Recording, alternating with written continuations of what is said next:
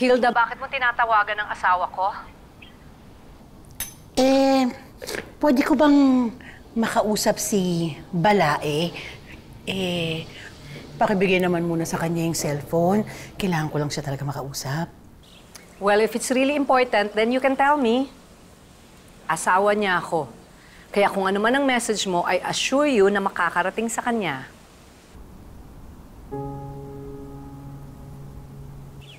Oh, bakit natahimik ka? Wait. Tungkol ba to sa anak ko at sa anak mo? Sa kanya ko lang pwede kasing sabihin. Tell me what's wrong or hindi mo makakausap ang asawa ko.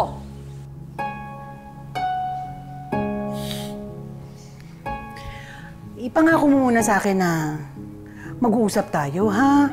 Kasi tungkol sa mga bata ito, eh. Just be out with it, Hilda. Inuubos mo ang pasensya ko.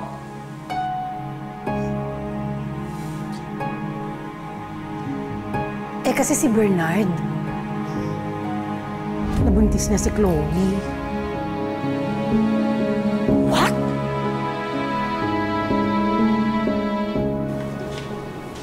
Bernard, sa lahat ng ayoko, yung mga pabayang ama. Binuntis mo si Chloe, kaya responsibilidad mo na siya ngayon.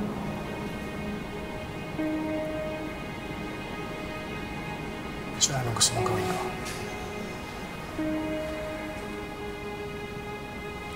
Gusto ko sanang siguraduhin mo na healthy magiging anak ninyo.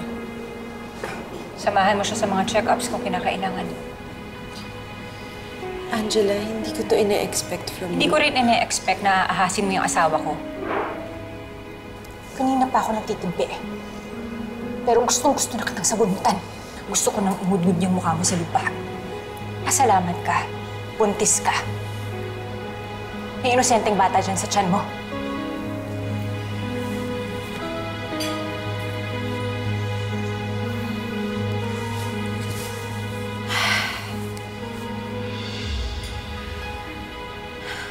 Gusto ko lang maging malinaw sa'yo na sa kabila ng lahat, we need to be mature about everything. Dahil may mga anak na involved. Angela, gagawin ko lahat ng sinabi mo. Pero gusto ko lang malaman mo na ikaw ang priority ko dito. Tayo. At importante sa akin na buo tayo. Ayoko ng buo pero puro lamat na relasyon, Bernard. Angela, wala namang perfect na marriage eh. Pwede pa natin ayusin. Pinapunta kita dito at nagkita tayong dalawa dahil gusto ko lang ibilin sa'yo yung mga kailangan mong gawin. Pero wala nang tayo. Tapos na tayo. Ihiwalayan na kita.